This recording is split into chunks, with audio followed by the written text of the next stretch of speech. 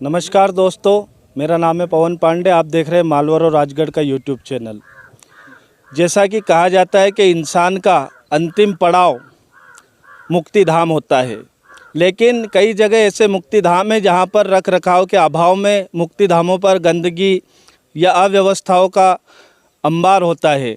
ऐसे ही कुछ समाज सेवी निकले हैं कि शमशान घाट जितने भी है या मुक्ति धाम जितने भी है उनका जीर्ण उद्धार हो या उन पर साफ सफाई हो। ऐसे समाज सेवी इंदौर हाई कोर्ट के वकील आदरणीय मनीष जी विजयवर्गीय और उनके सारे साथी आदरणीय राकेश जी पांडे और पूरी सुरेश जी सक्सेना और सभी ऐसे समाज सेवी पूरे हर जगह जा रहे हैं और वहाँ के लोगों को प्रेरणा दे रहे हैं कि आपके मुक्ति धाम की साफ सफाई हो, वहाँ पर जीर्ण उद्धार हो।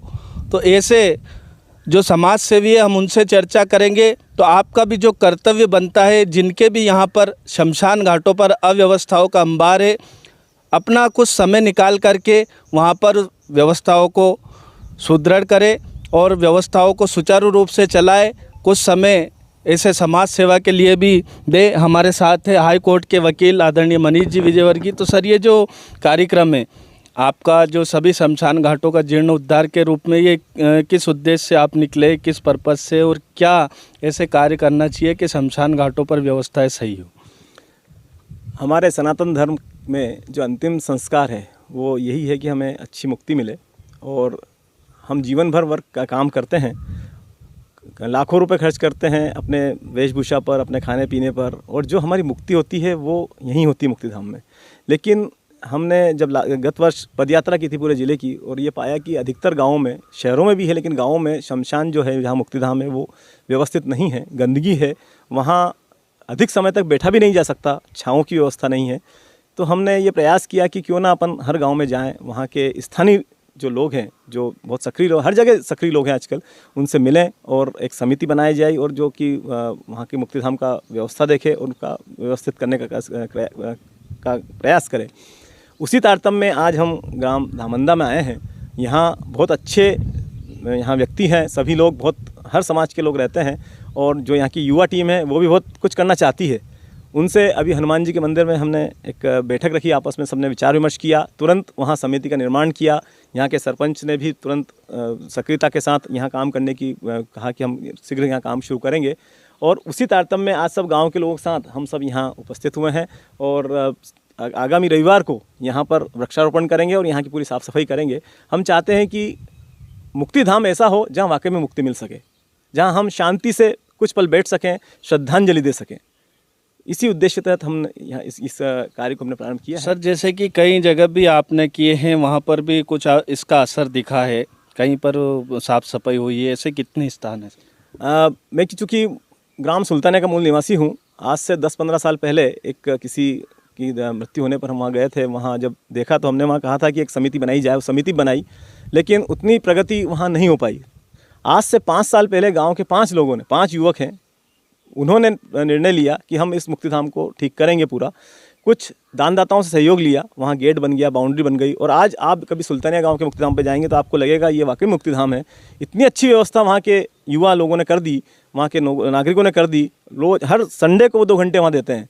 और इसी प्रकार से ग्राम ढाकनी का मुक्ति धाम है, वहाँ की जो युवा टीम है, एक पाटीदार समाज के एक युवा है, उन्होंने वहाँ बच्चों को जोड़ दिया, उससे वहाँ की व्यवस्था सुधर गई। पाडल्या माता की व्यवस्था बहुत अच्छी हो गई है। साथ ही पड़ाना से लगे हुए कुछ गांव हैं, वहाँ भी मुक्ति धाम के लिए उन्होंने अतिक्रमण हटा दिया, बाउंड्री बनवा दी। तो ये एक शुरुआत है, वहाँ के स्थानीय निवासियों को काम करना है। हम तो केवल वहाँ जाकर एक बार शुरुआत करना चाहते हैं कि शुरुआत हो जाए, और जहाँ हमारी आवश्यकता लगेगी, चाहे वो समाज सेवक के रूप में हो, चाहे वो कानूनन रूप से, क्योंकि हर गांव में मुक्ति धाम के लिए जगह उपलब्ध है, लेकिन लोगों ने अतिक्रमण कर रखा है।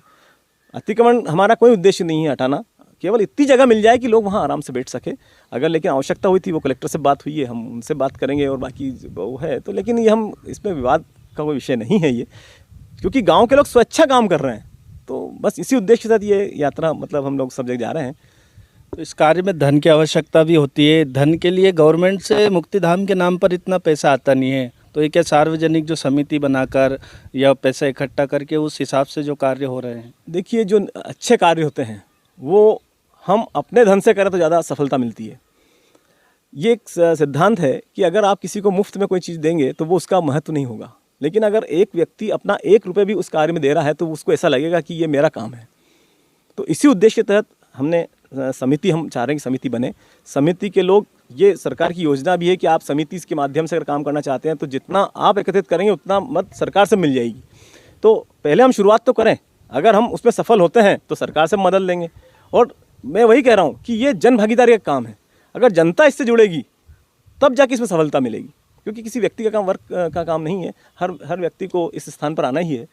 तो इसलिए हम चाह रहे हैं कि तो यहाँ पर आए धामंदा में, यहाँ के जो लोग हैं, वरिष्ठ लोग हैं, युवा पीढ़ी है, सारे यहाँ पर एक समिति बनाई, उन्होंने भी यहाँ पर कार्य करने के लिए अपनी इच्छा जाहिर की। और ऐसे ही एकत्र होकर एकजुटता से ये ऐसे जो सार्वजनिक समाज सेवा के हित में जो कार्य हो सकते हैं, ये हो सकते हैं। तो सर, आपके जो विचार है वो हमारे दर्शकों तक, क्योंकि ये जो आप कार्य कर रहे हैं ये आप स्वयं के लिए नहीं कर रहे हैं, एक समाज सेवा के लिए। हमारे चैनल के माध्यम से हम आपकी भी सराहना करना चाहेंगे, और इस सराहनीय कार्य में आपको कई कठिनाइयों का भी सामना करना पड़ता होगा। जी, बराबर सही कहा आपने। हर गांव में नवयुवा और जो बुजुर्ग लोग हैं अच्छे काम करने के लिए तत्पर रहते हैं। रसायन शास्त्र में एक तत्व होता है जिसे कहते हैं कैटालिसिस। तो हमारी जो मनीष जी, विजयवर्गीय जी की जो टीम है हम लोगों की, वो हम कैटालिसिस की तरह काम करते हैं। क्रिया तो होना है, लेकिन अगर कोई कैटालिसिस की उपस्थिति हो जाती है तो वो क्रिया तेज हो जाती है। हम उसी प्रक्रिया को तेज करने के लिए आए हैं, स्पीड देने के लिए आए हैं, और ईश्वर सब लोग साथ देगा। हम ईश्वर के साक्षी रखते हुए इस काम को करने के लिए आगे बढ़े हैं, तो निश्चित सफलता मिलेगी। गांव वाले बिल्कुल आगे आएंगे और सब काम होगा। जी, धन्यवाद। तो बहुत ही अच्छी पहल जो आपने की है, इससे कई लोगों को प्रेरणा भी मिलेगी। हमारे साथ समाज सेवी आदरणीय वकील साहब राकेश जी पांडे भी हमारे साथ है। तो आप भी कई समाज सेवा के कार्य करते रहे और आप इस कार्य में भी जुड़े। आपका जो अनुभव है हमारे दर्शकों तक, इस कार्य के लिए आपने बहुत प्रयास किए और आगे भी करते रहे हैं। तो इसका जो अनुभव है हमारे दर्शकों तक। देखिए, मुक्तिधाम में जो सबसे प्रथम आवश्यकता होती है वो होती है लकड़ी की, और लकड़ी हमें वृक्ष ही देते हैं। और वृक्षों का शास्त्रों में भी ये बताया कि एक वृक्ष को लगाना और उसको फलदार बनाना 10 पुत्रों के बराबर है, और एक वृक्ष को काटना एक साधु की हत्या करने के बराबर है। वृक्षों की हमारे यहाँ पूजन होती है, वट की पूजन होती है, पीपल की पूजन होती है। वृक्ष हमें छाया देते हैं, फल देते हैं, फूल देते हैं, सुगंध देते हैं, शुद्ध ऑक्सीजन देते हैं। वृक्ष नीचे जगह कम लेते हैं, ऊपर आकाश में पूरी जगह घेरते हैं। हमें हर जगह से धरती पे उन्होंने जगह दी, ऊपर आसमान में छाया की। इसलिए एकमात्र लक्ष्य हमारा ये है कि बहुत सुंदर हमें शमशान बना के वृक्षारोपण करें, फलदार बनाएं, छायादार बनाएं, और उसी से उस मृत आत्मा को शांति मिलती है। गरुड़ पुराण में भी यही उल्लेख आता है कि पीपल के वृक्ष पे एक मटकी 10 दिन बांधी जाए, उससे पानी टपकता रहे, वो प्रेत को मिलेगा। प्रेत को नहीं मिलेगा, उस वृक्ष को मिलेगा। वो हमने धर्म से जोड़ दिया उसको कहीं ना कहीं। तो हमें निश्चित रूप से उन मार्गों को अपनाना पड़ेगा। आज देखिए, दिल्ली का तापमान 50, 52, 53 पे पहुंचा। निश्चित रूप से ये धरती फिर तांबे की तरह तपने लगेगी। तो हमें इसको शीतलता प्रदान हो, इसके लिए वृक्ष अधिक से अधिक लगाएं, आत्म शांति मिलेगी सबको। सब लोग भी इस चैनल के माध्यम से अधिक वृक्ष लगाएं, सुंदर शमशान बनाए। मैंने जामनगर में एशिया का सबसे सुंदर शमशान गृह देखा।